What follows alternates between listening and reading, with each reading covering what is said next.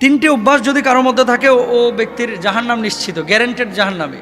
তিনটা অভ্যাস যদি কোনো মানুষের মধ্যে থাকে ও ব্যক্তির জাহান্নাম গ্যারান্টেড, ও জাহান্নামে যাবে কনফার্ম, এক বিনা হিসাবে জাহান্নাম, জান্নাতে না।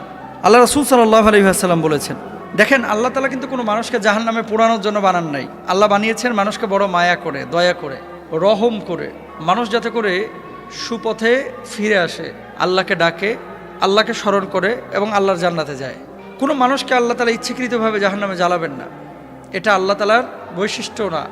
আল্লাহ সুবহানাহু ওয়া তাআলার সিফাতের মধ্যেও এটা পড়ে না। আল্লাহ গাফফার, আল্লাহ রহমান, আল্লাহ রহিম।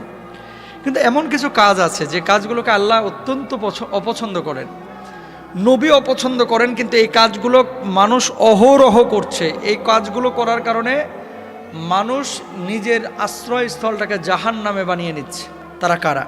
এক নাম্বার, রাসূল আকরাম সাল্লাল্লাহু আলাইহি ওয়াসাল্লাম বলেছেন, মুদমিনুল খামার, যে মানুষটা নিয়মিত মদ পান করে, বছরে একবার পান করলো সে কবিরা গুনাহ করেছে। কিন্তু যে দিন রাত 24 ঘন্টা মদের সাথে সম্পৃক্ত রাখে, মদ ছাড়া তার চলে না, মদ না খাইলে শরীর কনকন করে, মদ না খাইলে মাথা ব্যথা করে, মদ না খাইলে মাথা জ্যাম হয়ে যায়, মদ না খাইলে বউকে ভালো লাগে না, মদ না খাইলে ঘুম আসে না, মদ না খাইলে চলাফেরায় সমস্যা, এরকম কিছু মানুষ আছে। কিন্তু যদি এরকম কোনো মানুষ থাকে এই জমিনের মধ্যে যে যার চলাফেরা ওঠা বসা সব কিছুই মদের সাথে সম্পৃক্ত, এ মানুষটা জাহান্নামী, জাহান্নামকে তার আশ্রয়স্থল বানিয়ে নিয়েছে।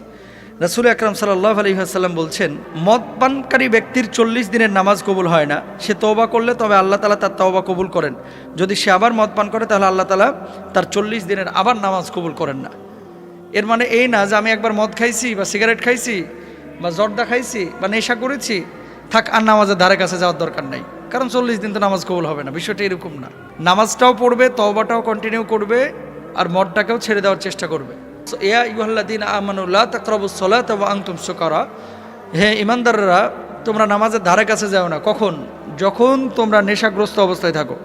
এটা কিন্তু স্পষ্টভাবে আল্লাহ সুবহানাহু ওয়া তাআলা পবিত্র কোরআনুল কারীমে বলেছেন এবং রাসূল আকরাম সাল্লাল্লাহু আলাইহি ওয়াসাল্লাম স্পষ্টভাবে আমাদেরকে জানিয়েছেন যে মদ পান এটা মুসলমানদের জন্য সম্পূর্ণরূপে হারাম।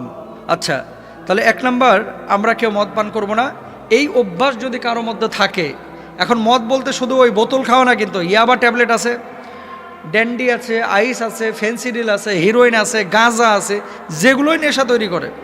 এই ধরনের নেশা জাতীয় কোনো জিনিসে যদি অভ্যস্ত হন, জান্নাত আপনার জন্য হারাম, জাহান্নাম আপনার জন্য অবধারিত। 2 নাম্বার, এমন চরিত্র যদি কারোর মধ্যে থাকে তার জন্য জাহান্নাম অবধারিত।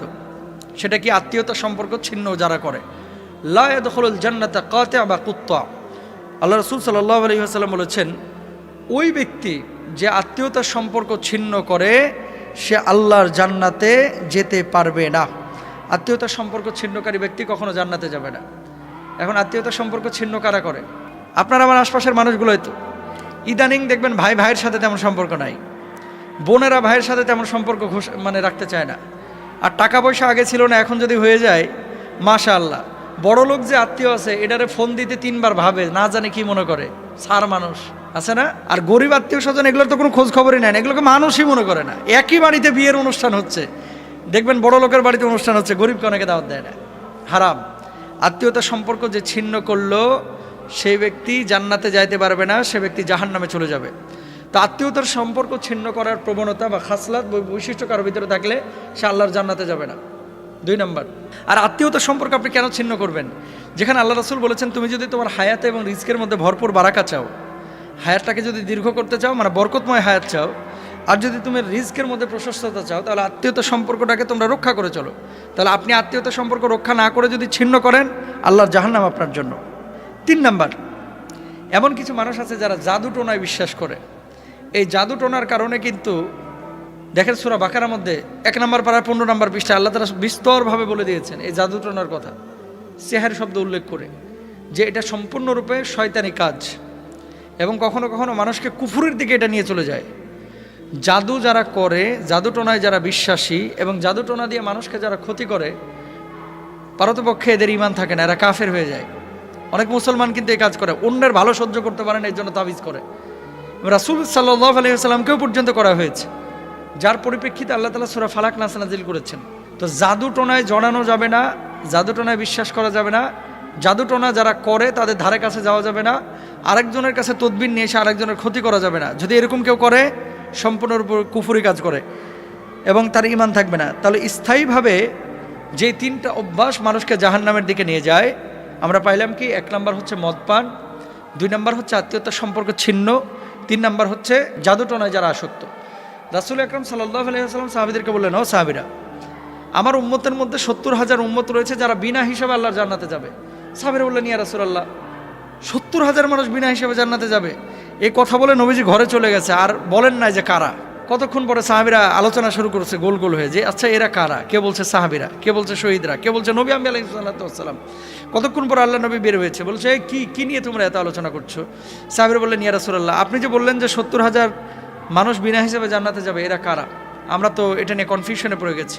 আল্লাহ নবী বললেন, লা ইয়াস্তারকুনা ওয়ালা ইয়াত্তাইয়ারুনা ওয়ালা ইয়াত্তাউনা ওয়ালা রব্বিহিম ইয়াতাওয়াক্কালুন। যারা দাগ কেটে চিকিৎসা গ্রহণ করে না, গালগুল কাইটা, হাত পা কাইটা, তারপরে আগুনের শেক টেক দিয়ে এমনভাবে স্পট ফেলে, এই ধরনের কোনো চিকিৎসা যারা গ্রহণ করে না, ওই ঝাড়ফুঁক আর কি, অবৈধ ঝাড়ফুঁক যেগুলা, অশুভ লক্ষণ যারা বিশ্বাস করে না, অলক্ষণী কুলক্ষণী বলতে কোনো কিছু পৃথিবীতে নাই, সব কিছুই ভালো। তবে হ্যাঁ, কখনো কখনো মানুষ আপনার ক্ষতি করতে চায়। এই জন্য আল্লাহ রাসূল সাল্লাল্লাহু আলাইহি ওয়াসাল্লাম আয়াতুল কুরসির আমল শিখিয়েছেন, সূরা ফালাক নাসের আমল শিখিয়েছেন। অশুভ লক্ষণ বিশ্বাস করা যাবে না। বিড়াল দৌড় মারছে, কাক বাড়ির ওপরে ডাক দিয়েছে, এই জন্য খারাপ কিছু আসবে, বিশ্বাস করা যাবে না। এবং আল্লাহর ওপরে সবসময় তাওয়াক্কুল করতে হবে। আর অবৈধ ঝাড়ফুঁক, মাছের চোখ দিয়া, মাছের আইস দিয়া, মহিলার ওই যে ঘর থেকে চুল নিয়ে এসে আরেকজনের ওন্নার কোনা কাইটা নিয়ে এসে তাবিজ করে সেই মেয়েকে বসে আনার জন্য চেষ্টা করা, তদবির করা, চেষ্টা চালানো সম্পূর্ণরূপে হারাম। এগুলো করা যাবে না। আল্লাহ তাআলা আমাদেরকে বোঝার তৌফিক দান করুন।